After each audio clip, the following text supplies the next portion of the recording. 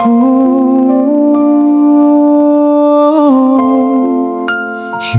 ko rin inakala na ikaw pala ang magiging tahanan ko.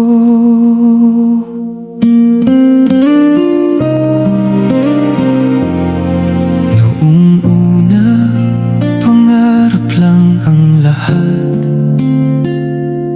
Parang bawal, parang napakalayo.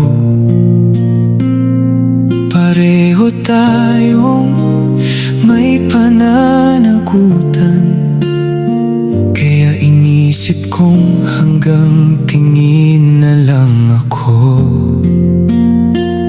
Nung nililigawan kita, tahimik ka lang. Sabi mo may asawa ka, ganon din ako. Pero kapag tinatanong kung ayaw mo ba talaga, hindi mo masabi ang salitang hindi. Unti-unti kong nakita pag-aalala mong hindi maitago. Simpleng tanong kung kumain na ba ako,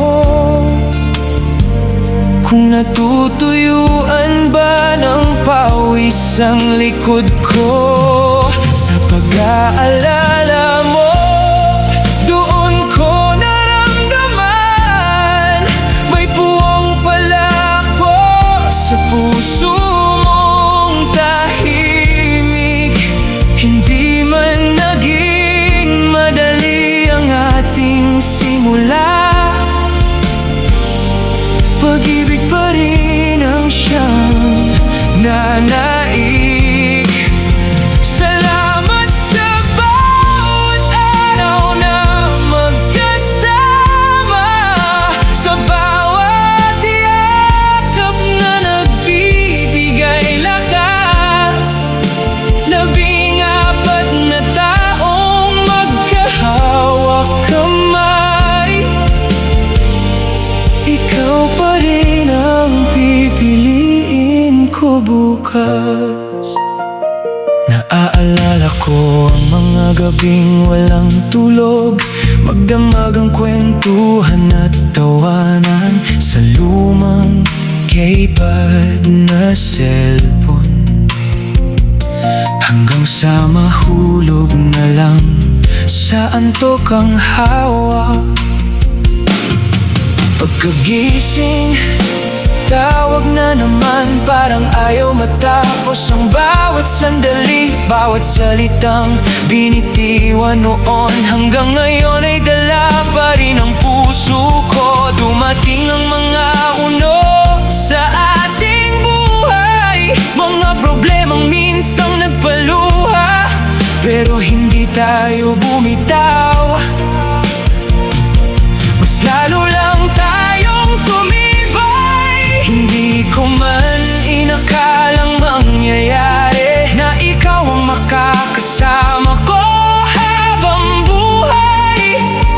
Pero pinagbigyan tayo ng mapaglarong tadhana, at isinulat ang pangalang ikaw at ako. Sa paglipas ng maraming taon, hindi kumupas ang ating pagmamahalan.